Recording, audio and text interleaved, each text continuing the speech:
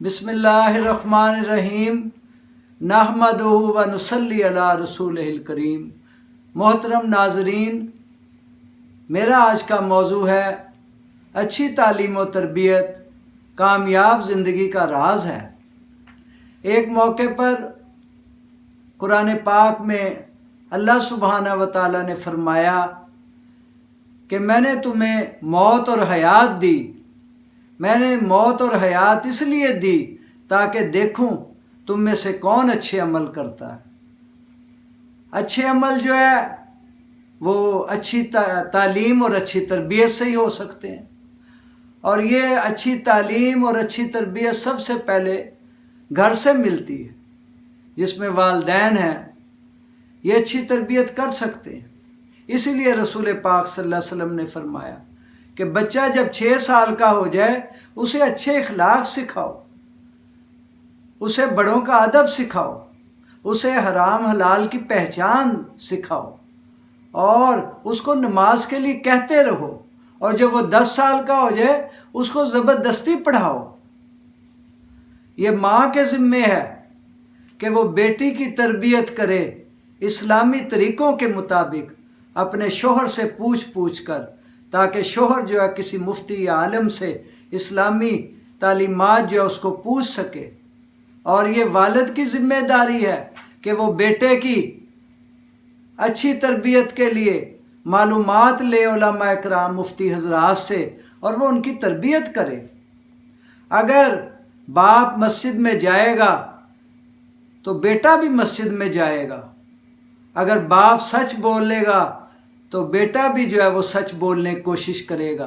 लेकिन आज अफसोस के हमारे मुआशरे में बच्चों को खुद ही झूठ बोलना सिखाया जाता है। बच्चे छोटी उम्र में ही होते हैं, उनसे कहा जाता है चुप कर जाओ बाबा आया हुआ है। हालांकि ये झूठ है। बाज़ औक़ात कोई मिलने आता है, वालिदैन ही उसके यानी अपने दोस्त या उनको कहलवा भेजते हैं कि भाई आप कह दो घर पे नहीं है। तो ये छोटी उम्रें हैं। इसी में जैसी बच्चों की तरबियत करेंगे फिर उसके मुताबिक जो है उनके अंदर अच्छी या बुरी तरबियत आती रहेगी। जितने भी यानी बुजुर्गान दीन या नेक और पारसा लोग तारीख़ में गुज़रे हैं उनकी तरबियत के पीछे उनका वालिदैन का हाथ है। हज़रत बुख्तियार काकी रहमतुल्लाह अलैह की तरबियत उनकी वालदा ने की। उन्होंने ही उनको सिखाया कि बेटे जब भी तुम्हें कोई मुश्किल पेश आए वुज़ू करो, 2 नफ़िल सलाते हाजत के पढ़ो और अल्लाह से मांगो।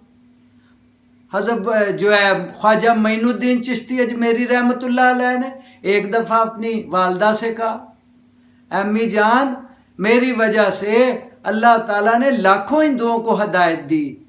तो उनकी वालदा ने क्या फरमाया, बेटे ये सारी मेरी तरबियत थी। मैंने बचपन में कभी बग़ैर वज़ू के तुझे दूध नहीं पिलाया। तो जब वालिदैन की तरबियत ऐसे होगी तो बच्चे तो फिर नेक और पारसा बनेंगे। हमें चाहिए कि हम अपनी भी फ़िक्र करें, अपने बच्चों की भी फ़िक्र करें। आज देख लें तरबियत की बहुत कमी है। तालीम तो मिल रही है लेकिन तरबियत की बहुत कमी है। अक्सर पान की दुकानों के बाहर देखो, स्कूलों के कॉलेजों के बच्चे, उनके हाथों में सिगरेट और एक हाथ में स्टिंग की बोतल या कोई और नशा होता है जिसको वो पी रहे होते हैं। मैंने एक दफ़ा एक लड़के से कहा, बेटे तुम्हारी तो इतनी उम्र नहीं है, क्यों पीते हो सिगरेट? उसने कहा जी अपने गम दूर करने के लिए। तो मैंने कहा बेटे इससे तेरे गम दूर हुए हों या ना हो, लेकिन तेरे ख़ानदान वालों के गम और बढ़ गए हैं। तो और मैंने कहा भाई अल्लाह जो है, अल्लाह ने गमों का इलाज जो है वो अपने ज़िक्र में रखा है। फिर कहने लगा अंकल मैं क्या करूं, मुझे आदत पड़ गई है। तो मैंने कहा बेटे आदत को बदला जा सकता है। तुम ऐसे करो, ये कच्ची सौंफ लेकर इसको तवे पे भून कर इसमें थोड़ी चीनी मिलाकर जेब में भर लो और जब तलब हो इसको खाओ, इंशाल्लाह ये जो आदत छूट जाएगी। और नमाज की पाबंदी करो, क्योंकि तरबियत और तालीम एक ऐसी चीज़ है जो बच्चों को मसरूफ़ कर सकती है और वो बुराइयों से बच सकते हैं। 1984 में जब मैं एक तालीम बालगा की क्लास को पढ़ाता था तो उस वक़्त ऐसे नौजवान थे जो अपनी तालीम को किसी वजह से छोड़ चुके थे اور پھر ان کو شوق پیدا ہوا، انہوں نے دوبارہ سے، ایک نوجوان تھا وہ کاریگر تھا، حالانکہ ایک بچے کا باپ تھا، اس نے پڑھنا شروع کیا، اتنا شوق پیدا ہوا کہ 1 سال اس نے آرٹس کے ساتھ میٹرک پاس کیا اور 1 سال سائنس کے ساتھ میٹرک پاس کیا۔ ایک اسی طرح اور نوجوان تھا، وہ کسی پرائیویٹ دفتر میں چپڑاسی تھا، اب اس کو شوق پیدا ہوا، اس نے پڑھنا شروع کیا، میٹرک کیا، پھر انٹر کیا، پھر دوسرے دفتر میں اس کی ترقی ہو گئی۔ تو یہ تعلیم اور تربیت یہ ایک ایسی روشنی ہے جس کے ذریعے سے ہم برائیوں کی یہ جتنا اندھیرے ہیں ان کو دور کر سکتے ہیں۔ اللہ مجھے اور آپ کو عمل کرنے کی توفیق عطا فرمائے۔ وآخر دعوانا ان الحمدللہ۔